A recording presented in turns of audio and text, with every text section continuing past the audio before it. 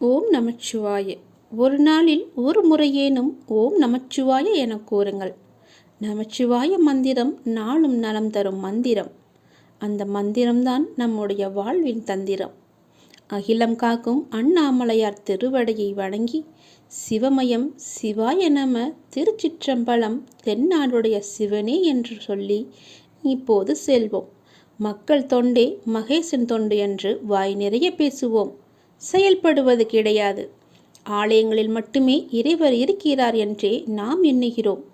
இறைவருடைய குழந்தைகளாகிய ஏழை எளிய மக்களுக்கு தொண்டு செய்வதன் மூலம் இறைவனுக்கு தொண்டு செய்யலாம் என்பதை நம்மில் பலரும் அறிந்ததில்லை. படமாட கோயில் பகவதற்கு ஒன்று ஈயில், நடமாட கோயில் நம்பவர்க்கு அங்கு ஆகா. நடமாட கோயில் நம்பவர்க்கு ஒன்று ஈயில், படமாட கோவில் பகவதற்கு அது ஆமே. ஏழை எளியவர்கள் மூலமாகவே இறைவர் எதையும் ஏற்கின்றார் என்பதை உணர்ந்து தான தர்மங்களை இயன்ற அளவு செய்து வாழ வேண்டும். நம்மிடமுள்ள பொருட்களால் நமக்கு இன்பம் கிடைக்கும் என்று மாயையில் மயங்கி வாழ்ந்து வருகின்றோம். அதனால் தீய வழிகளிலும் பொருளை தேடுகிறோம். பொருட்களால் துன்பம் வரும் என்பதை நாம் சிறிதும் உணருவதில்லை. பொருள் தேவைதான், நல்ல வழியில் தேட வேண்டும். அதையும் நல்ல வழிகளில் செலவிட வேண்டும். பழுத்த மரத்தை தேடி பறவைகள் பல வருவது போல நம்மிடம் பலர் விரும்பி வந்து உதவி பெற்று செல்ல வேண்டும். அப்படி நம் வாழ்க்கை அமைந்திருக்க வேண்டும்.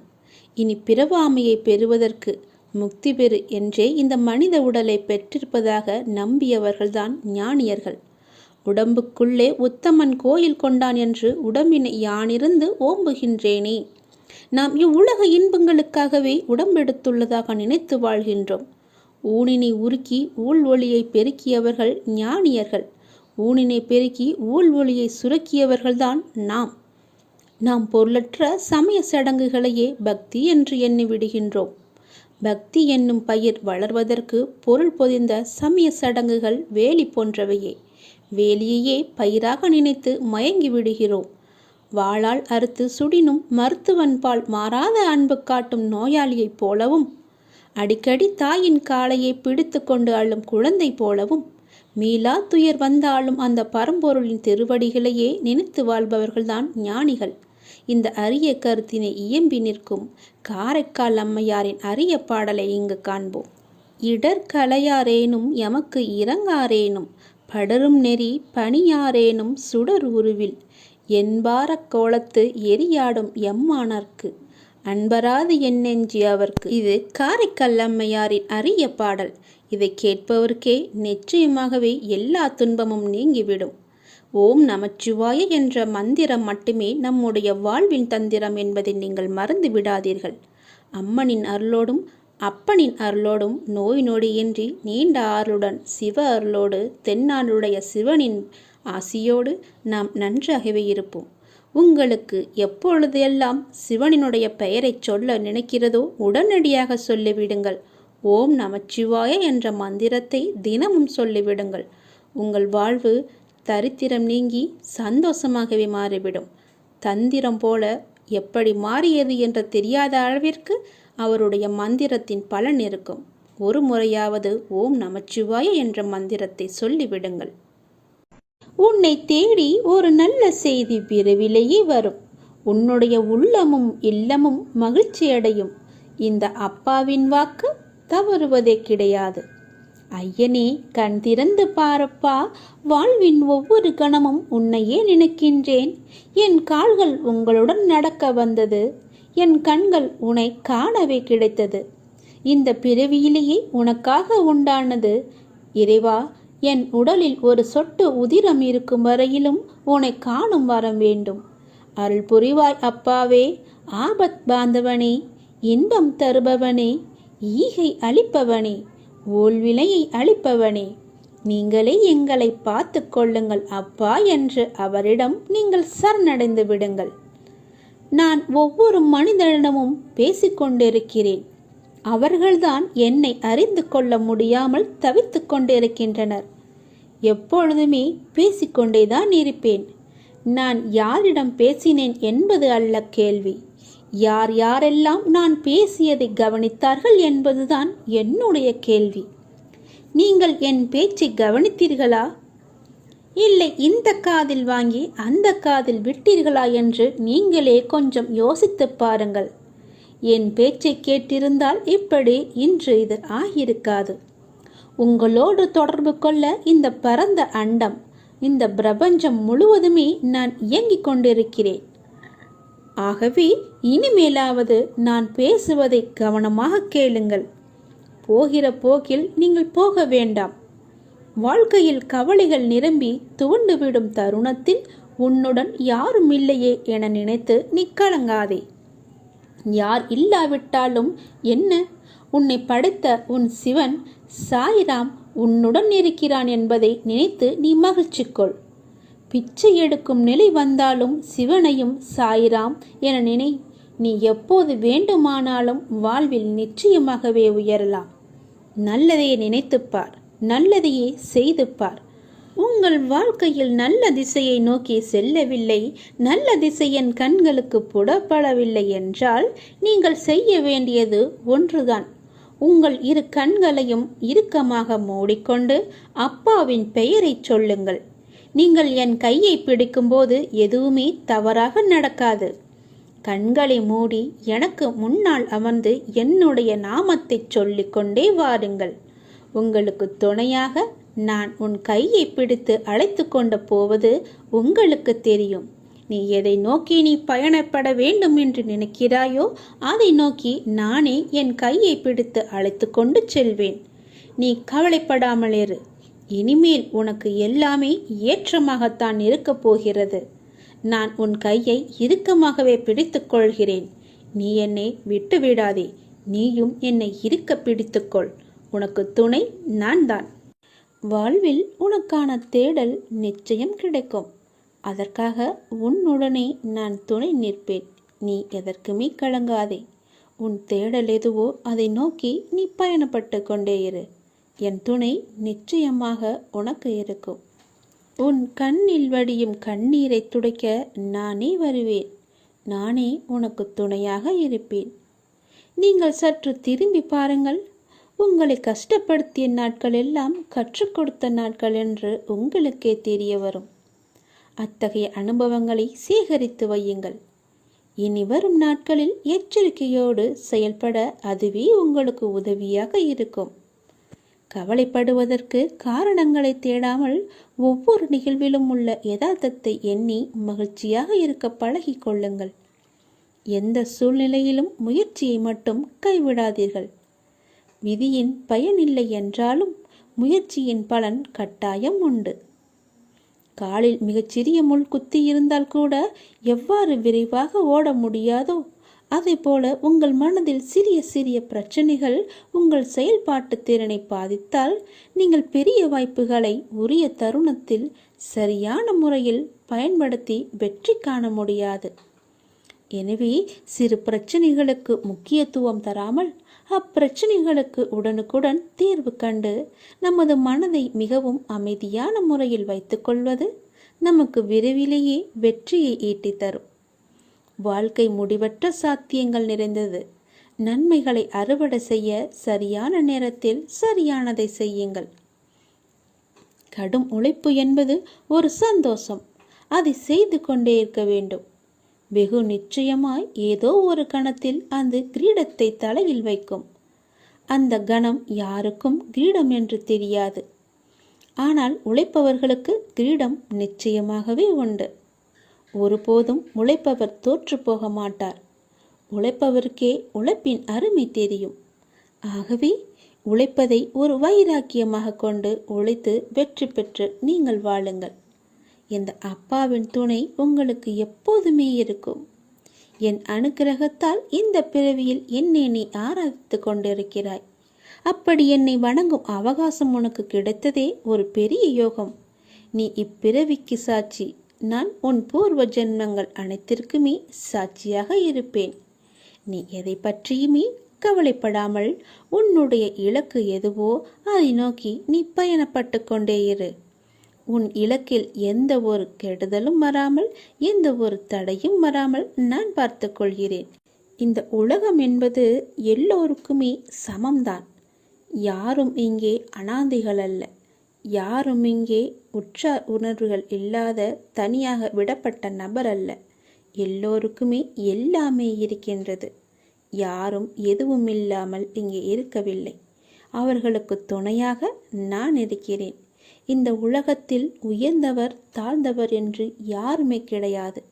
யாரும் ஏழையும் அல்ல, யாரும் பணக்காரரும் அல்ல. யாரும் உயர்ந்த ஜாதியும் அல்ல, யாரும் தாழ்ந்த ஜாதியும் அல்ல.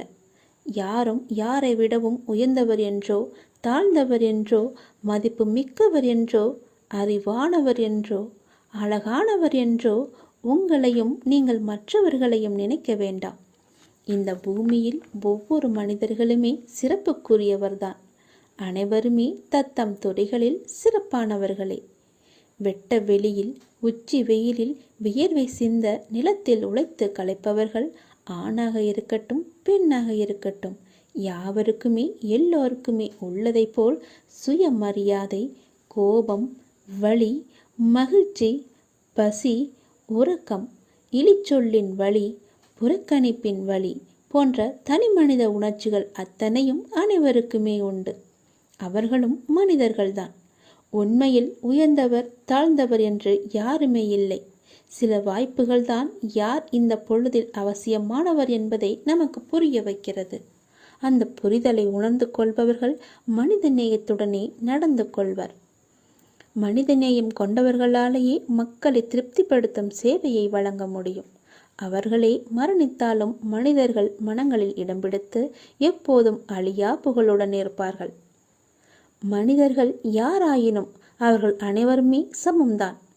உயர்ந்தவர் என்றோ தாழ்ந்தவர் என்றோ படித்தவர் என்றோ படிக்காதவர் என்றோ ஏழை என்றோ பணக்காரன் என்றோ கருப்பு என்றோ சிவப்பு என்றோ உயர்ந்த ஜாதி என்றோ தாழ்ந்த ஜாதி என்றோ எந்த இருமே கிடையாது. அப்படிப்பட்ட நிலை நிச்சயமாகவே மாற வேண்டும். சமத்துவம் என்ற நிலை நிலவ வேண்டும் என்றால் மக்கள் மனதில் மாற்றம் ஏற்பட வேண்டும். ஏற்பட்டே ஆக வேண்டும். எனக்கு எல்லோருமே சமம்தான். நான் யாரையும் ஏற்று இரக்கத்தோடு நான் பார்ப்பதே இல்லை. அது நம்மிடமிருந்தே தொடங்குவோம்.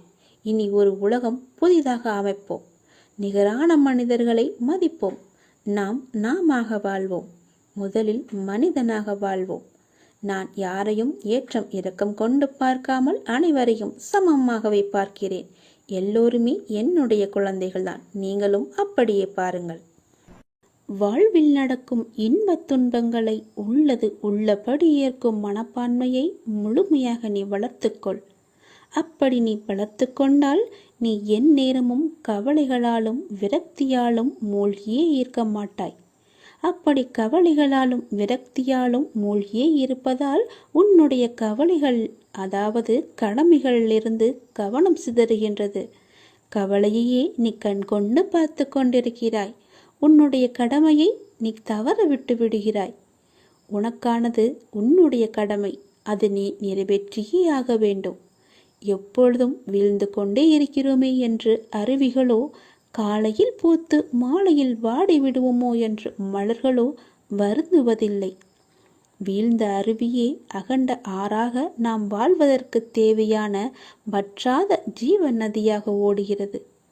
ஒரு நாள் மட்டுமே பூத்தாலும் அப்பூக்கள்தான் இறைவனை சென்று சேருகிறது.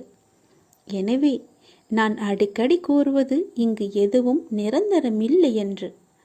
அதை மட்டும் நீ மனதில் வைத்துக்கொள். மறந்து விடாதே. உனக்கு எது நடந்தாலும் எல்லாமே நன்மைக்கே என்று எடுத்துக்கொள். இவ்வுலகம் நம்மை எப்படி பார்க்குமோ என்று பயப்படாதே, வருந்தாதே. அவர்களுடைய பார்வை அப்படிதான். அதையெல்லாம் நீ பெரிதாக பார்த்தால் நீ வாழ முடியாது. இங்கு உள்ளவர்களின் பார்வைக்கு விளக்கம் அளிக்க முடியாது. சிலர் உன்னை திமிர் பிடித்தவர் என்று சொல்வார்கள். கெட்ட எண்ணம் உடையவர் என்றும் சொல்வார்கள். சிலர் உன்னை அற்புதமானவர் என்றும் சொல்வார்கள். அன்பானவர் என்றும் கூறுவார்கள். யார் எதை வேண்டுமானாலும் கூறினாலும் நீ உன் வாழ்வில் நேர்மையாகவும் உண்மையாகவும் இரு. உன்னுடைய உழைப்பு என்றுமே வீணாகாது. வாழ்க்கையில் முன்னேற வேண்டுமானால் உன்னை பற்றிய மற்றவர்களின் மதிப்பீடுகளில் இருந்து உன்னை நீ மேம்படுத்த தேவையானதை மட்டுமே நீ எடுத்துக்கொள்ள வேண்டும்.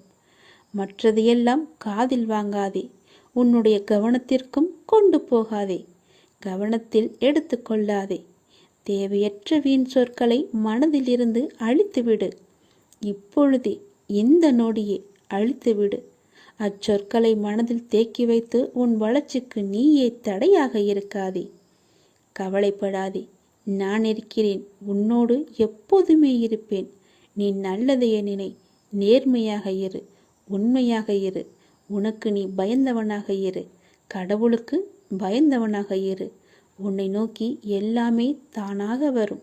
எதுவும் உன்னை விட்டு போகாதபடி நான் பார்த்து கொள்கிறேன். உனக்கு துணையாக உன் அப்பா நான் இருக்கிறேன். பிறந்தோம், வாழ்ந்தோம், இறந்தோம் என்று இல்லாமல் நீங்கள் யார் என்று கண்டடையுங்கள். ஒரு தாய் குழந்தையை பெற்றெடுப்பது அந்த பிரசவ வேதனை சொல்லி மாளாது.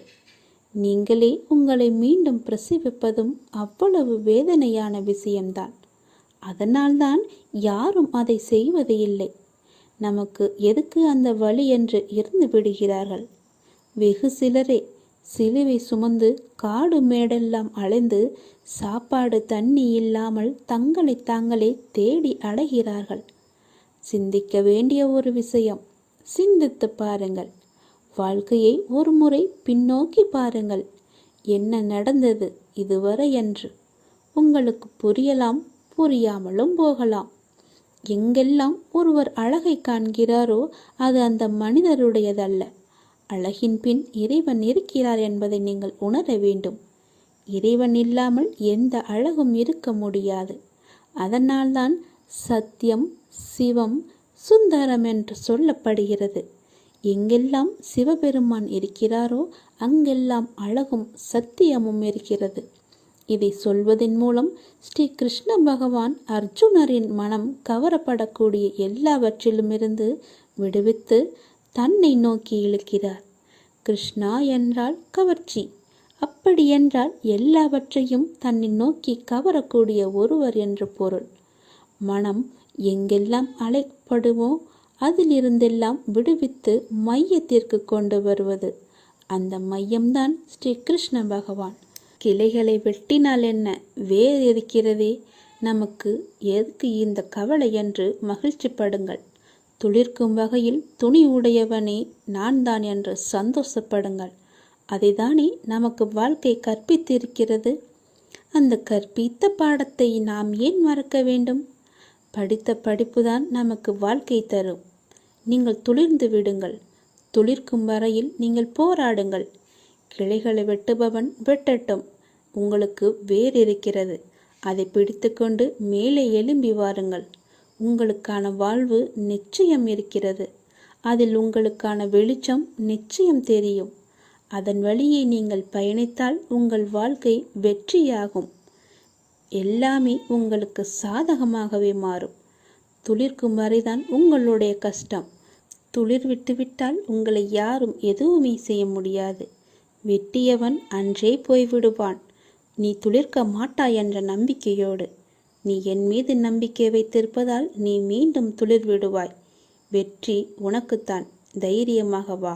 மலைகளில் விற்றிருக்கும் ஆண்டவன் கூட மக்களை தேடி பவனி வருகிறார். கவலைகளை விட்டு வெளியே வாருங்கள். நீங்கள் தோல்விகளை எண்ணி கவலை கொள்ளாதே. வெற்றியை நினைத்து நீங்கள் வெளியே வாருங்கள். வெற்றியும் உன்னை தேடி வரும். உழைத்து கொண்டே இருந்தால் சரிதானா? தன் மீது குப்பைகள் விழுவதை கடலால் தடுக்க முடியாது.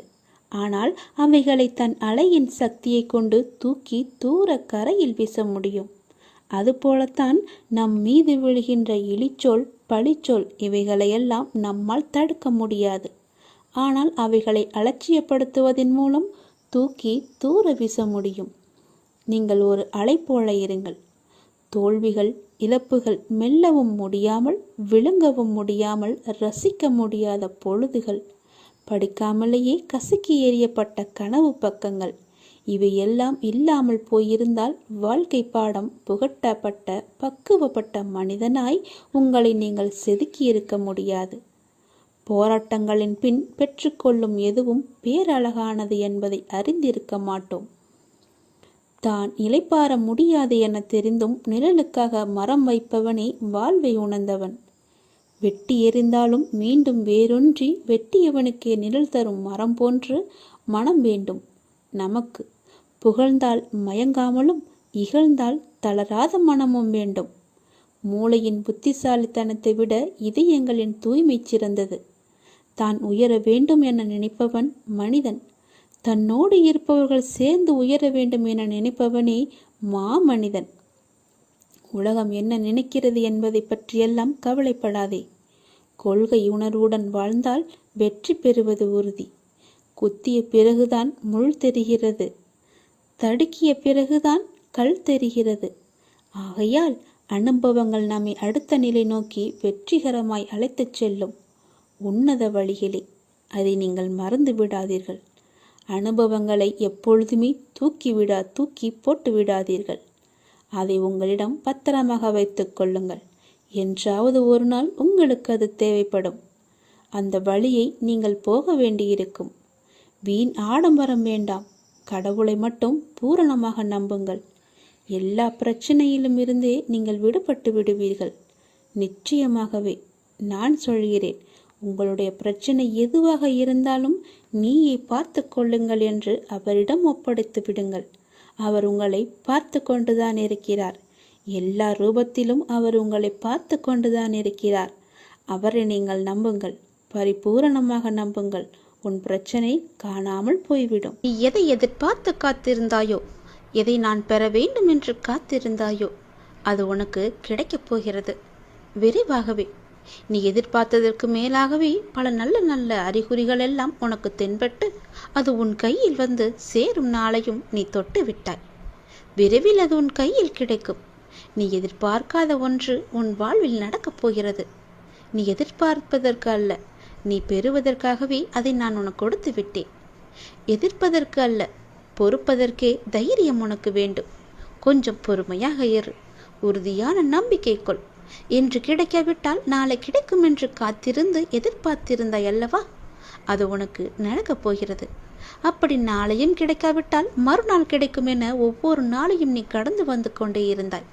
உனது எதிர்பார்ப்பை தாண்டினாலும் கிடைக்காத போது ஒரு நாள் நிச்சயம் கிடைக்கும் என்ற நம்பிக்கையோடு என் மீதான முழுமையான நம்பிக்கை வைத்து எனக்காக காத்திருந்தாய் அல்லவா? அதனால் நிச்சயம் உனக்கு அந்த பல வெகுமதிகளை நான் அள்ளி அள்ளி தரப்போகின்றேன். எல்லாம் இருள் சூழ்கின்ற நேரமாய் உன்னை துரத்தி வந்தது. கவலைப்படாதே, இனி அது நடக்காது. அத்தனையும் வீழப்போவது உறுதி. உன்னுடைய வாழ்வில் இன்னும் எத்தனை நாள் இந்த வேதனையும் துக்கமும் என்று காத்திருந்தாய் அல்லவா? உன்னுடைய கேள்விக்கு உன் வழியின் ஆதங்கத்தையும் நான் உணர்ந்தேன். உன்னுடைய கழுத்தை நெரிக்கும் எல்லா விஷயங்களும் என் கையால் தான் முடியப் போகின்றது. நான் அமைதியாய் இருக்கின்றேன் என்று நினைப்பது சரிதான். ஆனால் என்னுடைய மௌனத்திற்கும் ஒரு எல்லை உண்டு. நம்பிக்கையும் பொறுமையும் இழந்து விட்டேன் என்று நீ கதறுகிறாய். என்னால் என்னுடைய கஷ்டத்தை தாங்க முடியவில்லை, உன்மேல் கொண்ட நம்பிக்கையையும் பொறுமையையும் நான் இழந்து விட்டேன் என்று கூறிக்கொண்டே இருந்தாய் அல்லவா? அதற்கான முற்றுப்புள்ளியை நான் வைத்து விட்டேன். உன் மூச்சை நீ இழந்து விட்டாயா? இல்லை அல்லவா? அப்படி இருக்கும்போது என்னுடைய நம்பிக்கையை மட்டும் ஏன் இழக்க துடிக்கின்றாய்?